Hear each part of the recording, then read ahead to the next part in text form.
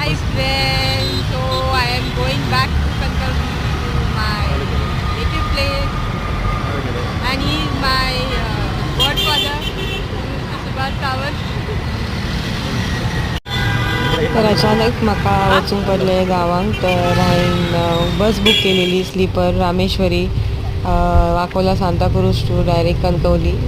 बस खूप खूप खूप हो प्रवास जो असलो तो पहिल्यांदा म्हाका खूप बरो वाटलो कारण हो प्रवास जो असलो तो डायरेक्ट हायवे टू हायवे पकडलेलो आणि एकदम म्हणजे हांव उठल्यावर डायरेक्ट पहिले तर हांव डायरेक्ट रत्नागिरीच पावलेली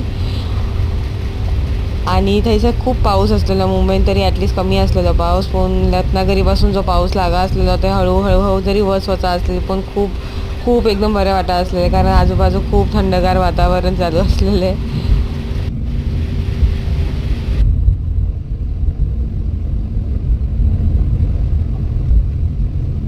मेन म्हणजे आम्ही घाटावरून जे वचूंक ना आणि ते डायरेक्ट हायवे पकडली ना एकदम स्मूथली बस गेलेली काय चक्कर येऊ ना काय ना काय ना.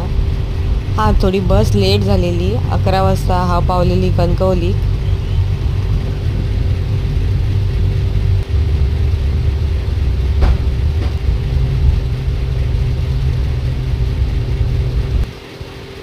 आणि घरात गेल्यावर माझ्या बहीण आणि माझ्या जिजून माझे स्वागत केलेले चिकन बिर्याणी बनवून. त्या लोकांनी म्हाका सांगितलं हांव चिकन बिर्याणी बनयता तर तू थोडे कोशंबीर बनय आणि मागीर हांवें कोशंबीर बनयली. बिर्याणी एकदम मस्त बनयलेली कारण खास माझ्या जिजूनच बनयलेली आणि पावसाचं वातावरण असलं तर खूप बरें वाटत असलें. हांव तुमकां तिकडचें वातावरण दाखयता कशें आसा तें भायरचें.